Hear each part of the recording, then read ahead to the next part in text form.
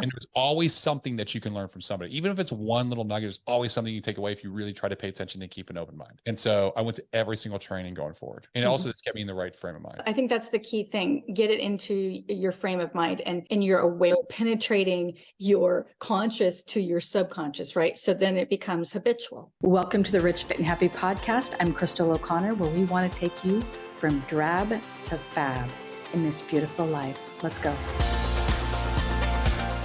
Hello, hello. It's Crystal O'Connor here with the new Rich, Fit, and Happy podcast. For years, I was the Moxie Business Talk podcast, and I have transitioned because the more I worked with women, men too, but mostly women, I noticed something, and I noticed that they would hit walls and barriers and not be able to optimize their business, but it was all in their mind. And so I felt like more and more I was becoming a life coach or someone to help them break mental barriers. So what I really wanted to do was combine, because I'm a firm believer that it's all mental and we can actually become better with our minds. So visualization, but also physical activity. And the more I saw myself and other women spending way too much time sitting, the more I saw the connection. So my program, Rich, Fit, and Happy, and my podcast, Rich, Fit, and Happy, is combining both mindset and physical so that you can actually make more money in your business, because it's all connected. And I'm sure my guest, Gregory Birch, can attest to this. I'm sure that he believes it as well. So listen to this. Okay, so Gregory Birch is here with me today, as you can see if you're watching. He is an 11-year Army veteran. He saw combat in 2 tours, both Iraq and Afghanistan. Wow. He's a 2-time Bronze Medal Award recipient. He's the owner and president of Delta Financial. Is that in Dallas, Texas?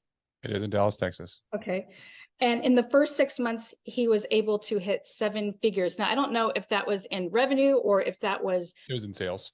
In sales. So that is under money management. Is that what they call that in the financial services industry? It's a little different with insurance, but technically you could say the same thing. Yeah. You know what I did, Greg? I'm just going to insert this. I actually worked in life insurance. I got my first job in Des Moines, Iowa, which I think is the 3rd leading city, I guess, for insurance. So I lived in Des Moines, Iowa at that time and worked for American Mutual Life Insurance Company. Yeah. So I was working in the underwriting department and would work with agents. So we have that in common. I like it. And I also learned on a podcast, you're 6'7", and someone referred to you on their podcast as Captain America. So let's combine all of that, because my son, for instance, he's in the Air Force and he just went through Special Forces training. Nice. That's awesome. Yeah. And so he was not chosen and he wants to do it again. And I think he's a little bit wacky, but tell me where this comes from for you. Where does this drive come from? And how does your experience in the military help you with your business and obviously achieve a lot faster, bigger and faster in terms of goals? Yeah. So yes, I am 6'7". Wow. I always tell people like I'm a large human being. So a little joke, when I was first starting insurance and I would go into homes with people, one of the things I would do, because I would call up all my clients through leads, I would set my appointments on the phone.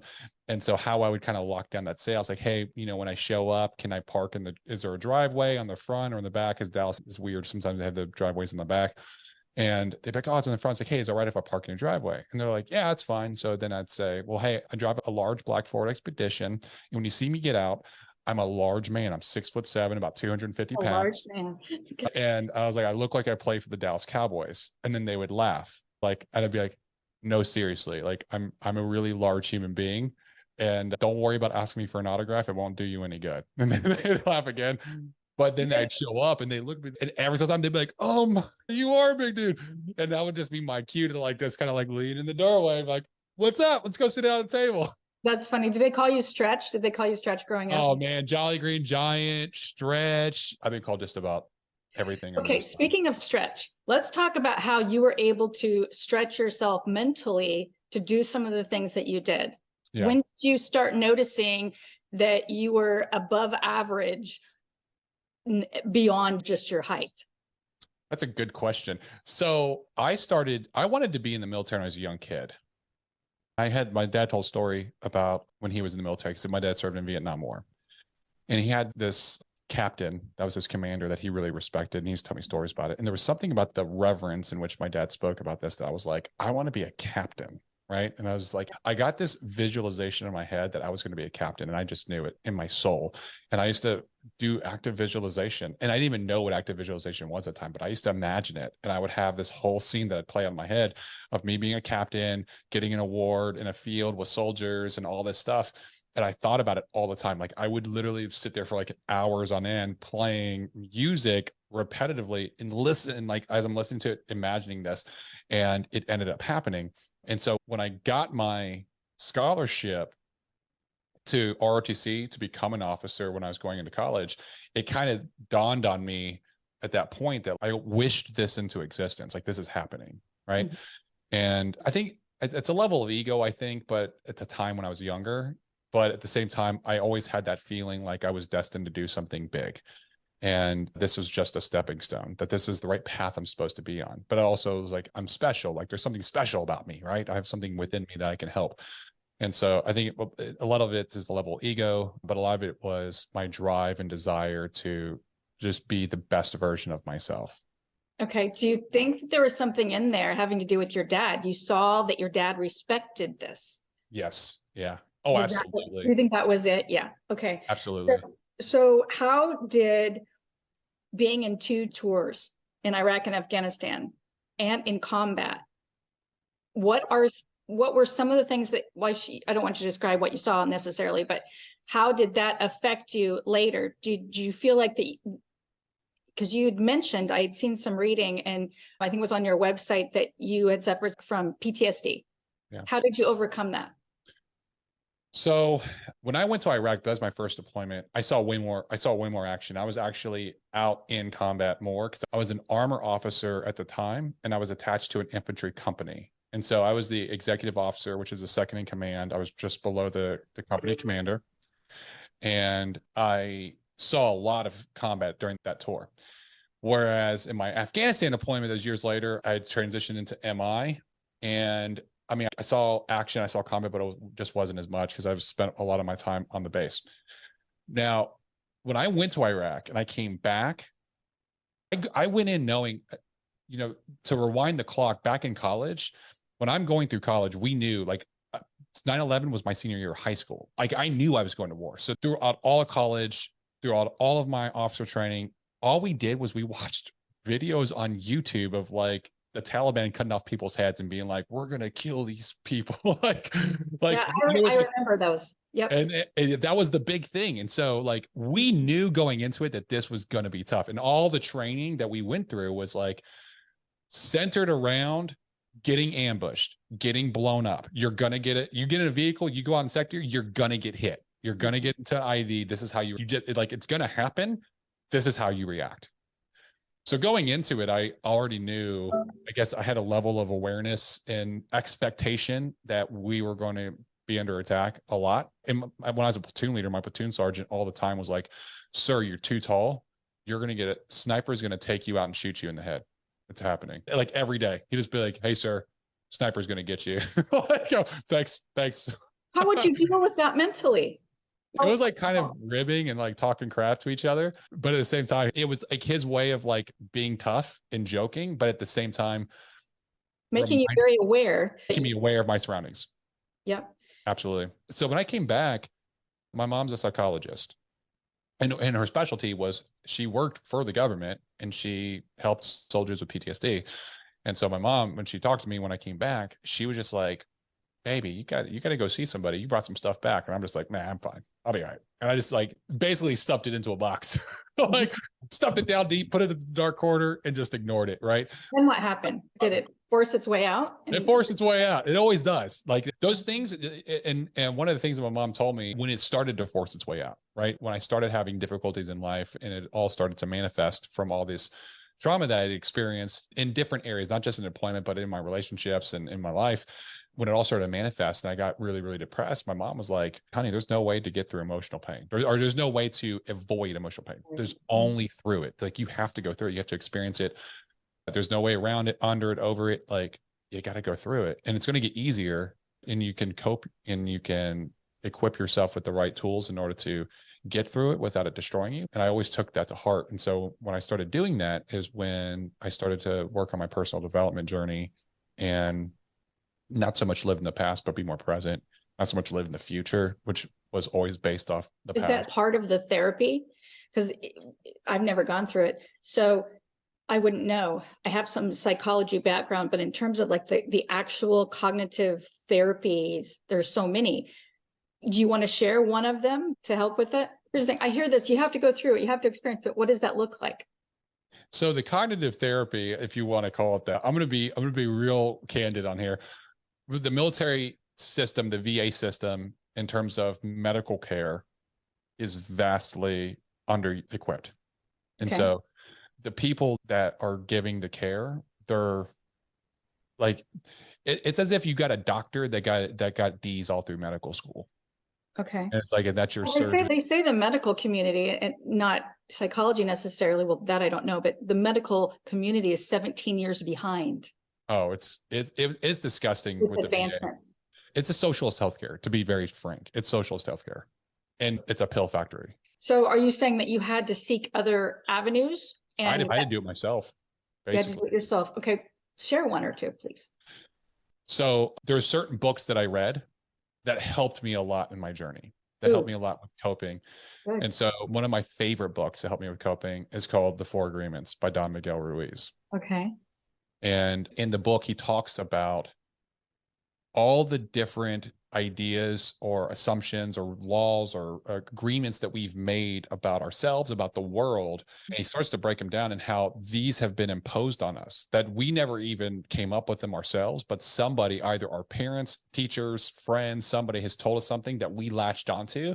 And now we use that as like, this is the way the world works, or this is who I am, right? So for instance, I had a coaching client I was talking to this morning, just a case in point, and she's having problems running. She was like, well, maybe it's just me. Maybe it's my body. I was like, it's not your body. It's that you're not used to running and you're getting tired and you got to do it consistently. Right. And she was like, well, maybe it's just me. Maybe I can't run. No, you can run. You're not special, but you've told yourself that it's you for so long. You create this limiting belief that you create a prison in your mind that you lock yourself in. And then you have the key there with you and you're just like, oh, I can't do it because I'm locked in this prison. It's just like at any time you can grab that key and you can release yourself. And ultimately there's only 4 agreements that we should live by. And they're very basic and they're very altruistic. And it's basically that you want to be impeccable with your word. Okay. Always have integrity. You always want to do your best. You never want to make assumptions and you never want to take anything personally. That's it. It's like those 4 simple things. And if you live by those, then, and you release everything else, you live a much happier, healthier life. And so when I started to release all this tension through, studying that book and reading it, there's a lot of other books I can go over, like The Power of Now by Eckhart Tolle, which is a great book. And then Outwitting the Devil is a fantastic book. Oh my God, I love that. Yeah. That's one of those rare books that is not talked about enough. Oh, such a good book. And also the audiobook's great too. You gotta listen to the audiobook because you can actually hear like the different voices and how they play the conversation. It's great. I love Sharon Lecter, right? Yeah. But she didn't write it, by the way, she narrated it. Okay, so you were able to hit 6 figures very fast in your business. And you feel like that everything that you've learned and went through, and then these books helped you, and visualization helped you reach it faster. Yeah. Correct? What do you think of everything that you've learned with the 4 agreements and some of it being therapy and just learning or teaching yourself how to be in the present, all of it? What is the most powerful? To me, I've learned, and I had to learn by accident, that visualization really is like the most powerful thing. I didn't really learn it or understand it until I was in my 30s. And I thought, why didn't you tell me this? Why didn't they tell me this? Did you feel that too?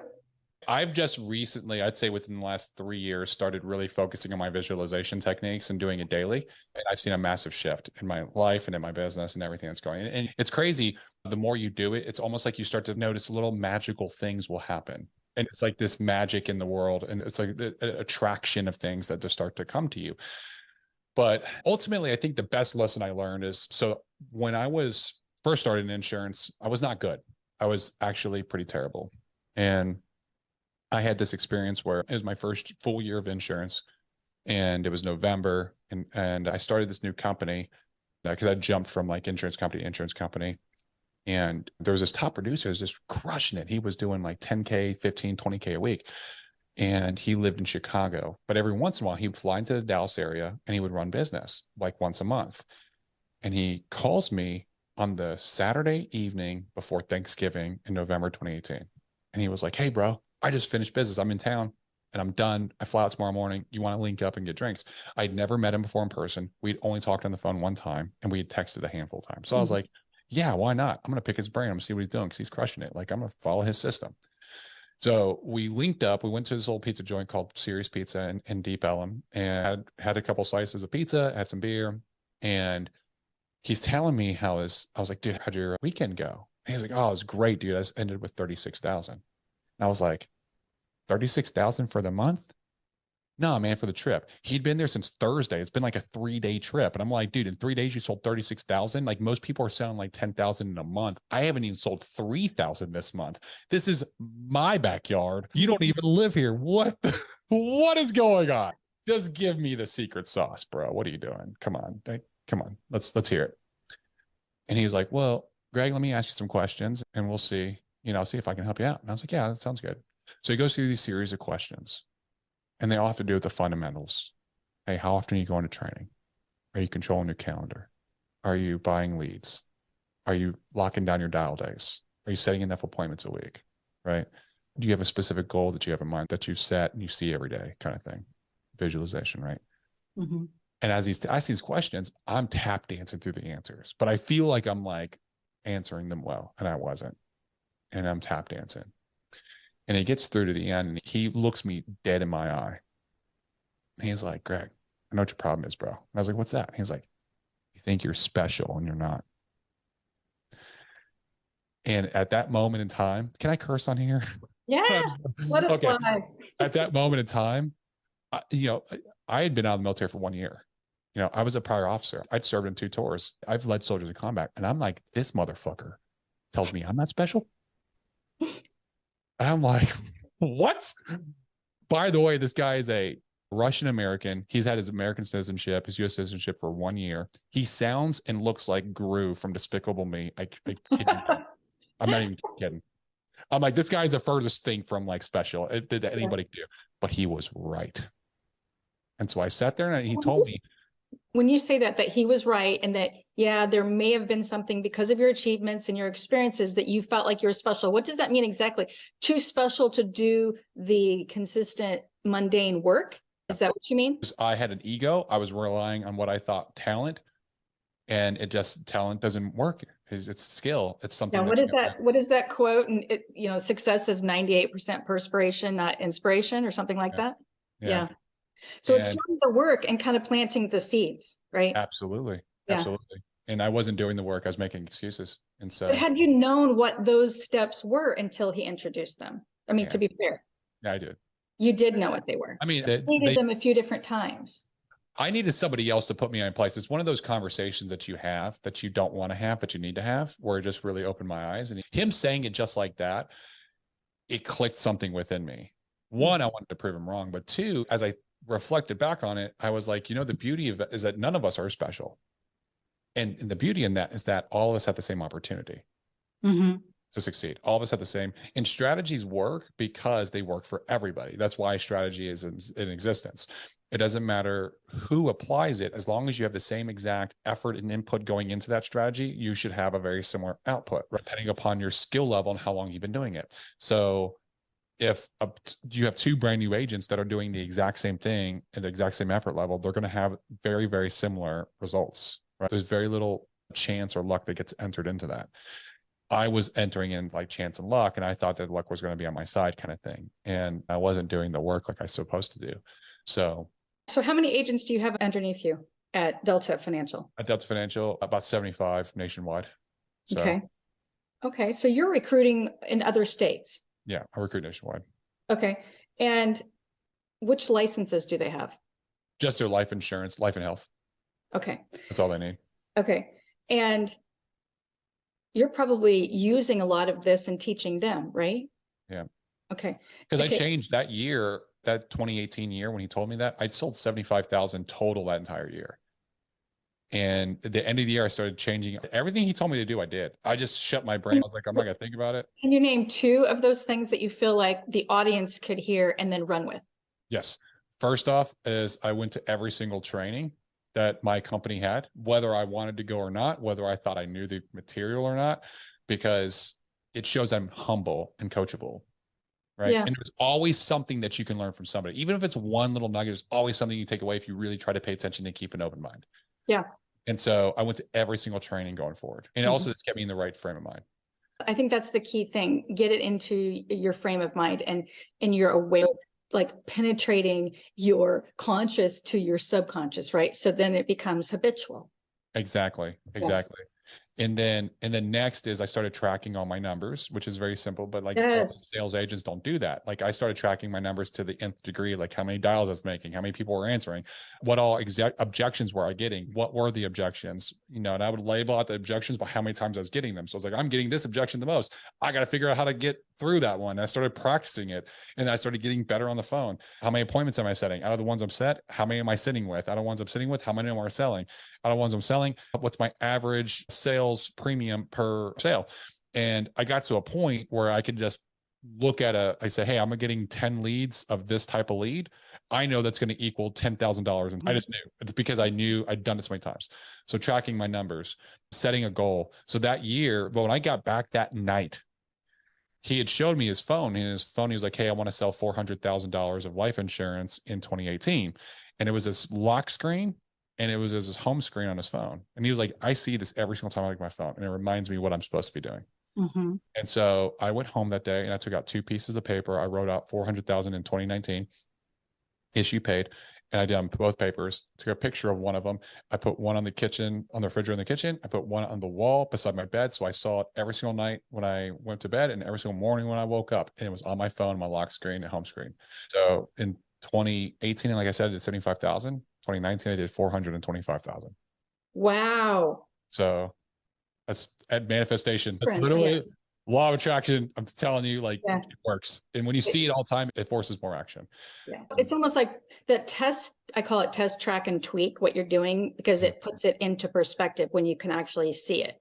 Right. Yeah, absolutely. And it's like a magnifying glass that you hold over the sun and then, you penetrate or. Okay. Yeah. It's focus, which is one of the most powerful forces in the world.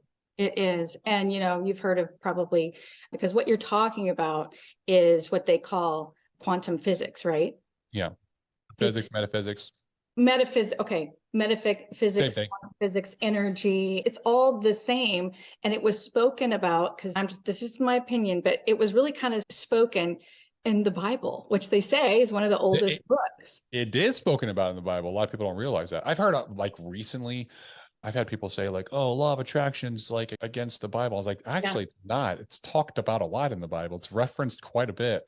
And I'm like, have you actually read the Bible cover to cover? Or are you just spouting that out because somebody else told you that? Another false belief or false agreement that you're making in your mind. I feel like there's a trend on social media and it's a good thing. The people that I have listened to over the years in this world, the mindset and success world, they're starting to actually talk about Jesus and talk about God and a higher power. And I think we've needed it for a long time. I feel like it was left out long enough to where people think that there's not a connection and that quantum physics or metaphysics rather is different, but it's actually the same. Yeah.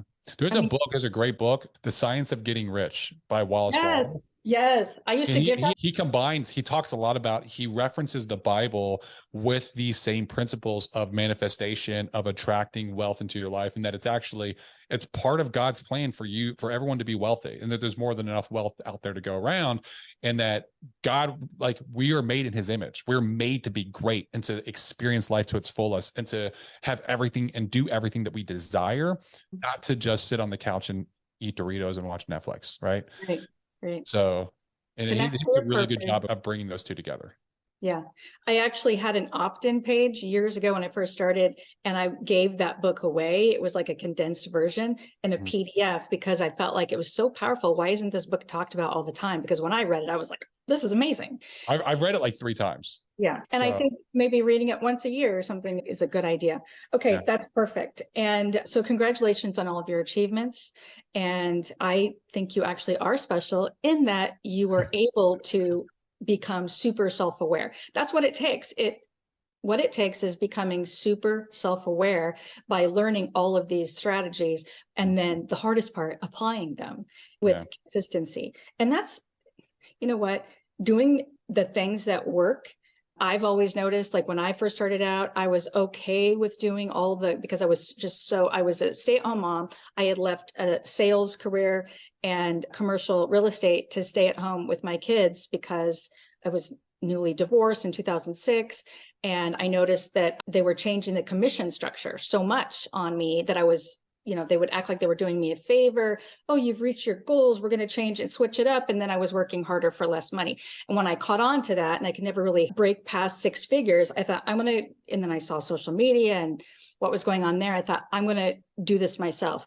So I applied what I learned in my sales career to what I was doing online with that consistency, and realized so many people that were starting businesses online didn't have that sales background. And anybody with a sales background and that has been successful at it can start a business themselves and apply those and get results faster. So I knew that I needed to get in front of a certain amount of people. And so I just kind of used numbers. And when things would start to not work, I'd think, well, what happened? And I would have to go back, just like you were saying, I'd have to go back and go, what was I doing that was working? Well, it was the newsletter. It was like an e-zine, I called it. That was working. Why did I stop? So you've got to do the test tracking and tweaking. And I'm glad that you mentioned that because I wholeheartedly believe in it. So congratulations. And by the way, for our listeners, or if you're watching us in the show notes, I'm going to put where to find Greg. If somebody wants to sell insurance, get into your world, where do they go to do that? So the best place to follow me is going to be my Instagram at Gregory A. Birch _. If you are in insurance or you're looking in sales, I can help you to get through that. You can go to my website. It's just deltafinanciallife.com. But I also do coaching, and I've been helping people, which I've been coaching for a long time. And most of it was like insurance agents. But with my personal development journey, we didn't talk about too much. I know we're short on time, but with my personal development journey, I made a lot of changes in my life and people started noticing it. And they're like, man, you're like a different person. What are you doing? And I really had a very transformational experience where I was able to overcome a lot of my PTSD and depression. I weaned off of medication, stopped having to go to therapy, and it was visible. Like people could feel it coming off of me. And so I started helping people and coaching people with the transformation I went through and how I did it. And it was just with like daily disciplines that I did, and starting with physical fitness, starting with like really focusing on my physical fitness and my diet. And over time, so you are coaching in that world, like physical. I am. So you got a workout that you give them? I craft an exercise plan, a nutrition plan that is just for them based on their goals, what they're looking to achieve. And then I do weekly coaching calls with them. And I also do mindset stuff. So I give them specific books to read. And sometimes I'll send them books like, hey, this is your next book that you're going to read. And I have a specific plan of books based on like where they're at or what their challenges are. Because I've been reading so many books in the past like 3 years that I know like, oh, this is a perfect book for your situation. This is going to be your next book. And really it's the accountability piece. And as you know, as a coach, right? It's like physical fitness, the exercise piece, the nutrition piece, and then last is the accountability. You can anyone can Google exercise and nutrition and they can get the information. The reason they're not doing it is because they're not accountable, and you can be accountable to yourself, you can be accountable to somebody else, or accountable to community. And most of us, almost all of us, are not accountable to ourselves because we make little compromises. We say, oh, we're going to do this. We don't do it. Oh, 2023 is going to be my year. I'm going to change. And you don't do it. And it's so easy to lie to ourselves, but it's really hard to lie to someone else because we want to lose face. Yeah. So being accountable plus paying in, that makes it to where it's like, okay, I'm doing this. And then my goal is always to change you as a person, become a different human being, help you to battle that anxiety, depression, help you to achieve, like tap into that greatness, tap into the metaphysics so that you can understand that you can attract all the greatness that you want in life. And it's not just about physical fitness. It starts there, but it's so much more. It transports to so much more with your physical, mental, spiritual, really getting into alignment and becoming the best version of yourself. And so all my content is centered around that. Really, is about mindset and becoming the best version. So if they go to my Instagram, they'll see it there. But if anyone ever has any questions or like wants just to see if I can help, they can schedule a call through my Instagram, or they can go to my website. It's Delta Fit Life, which is deltafitlife.com. Okay. I had a different, so I'm glad you told me that. Delta Fit. Perfect for being on this podcast. Rich, Fit, and Happy. Thank you so much, Greg. Do you go by Greg or Gregory? Greg? I go by Greg. Okay. Greg. My mom's the only person who calls me Gregory. Uh-oh. We don't want you to feel like you're in trouble. Thank you so much for taking the time to be on this podcast. And this may sound hokey, but it's true. You could actually, by getting the word out more, you can actually literally save somebody's life. Okay. I have people in my family that have committed suicide, and it was something that wasn't talked about enough. This type of, basically taking control of your own mental fitness was never really discussed with these particular people that I'm referring to. They happen to be males in my family. And so you can change everything by changing your diet, changing your routine, and changing the 5 people you get around. I am a firm believer that you get around the right people and you just change automatically. You just start taking the actions, and being around Greg would be a really good start for many of you. Your network is your net worth. Yes, it's so true. I say that to my kids all the time. They're in their 20s. Okay, thank you so much, Greg. And everybody, look in the show notes, follow him, and have a great day. Thank you, Crystal. Bye.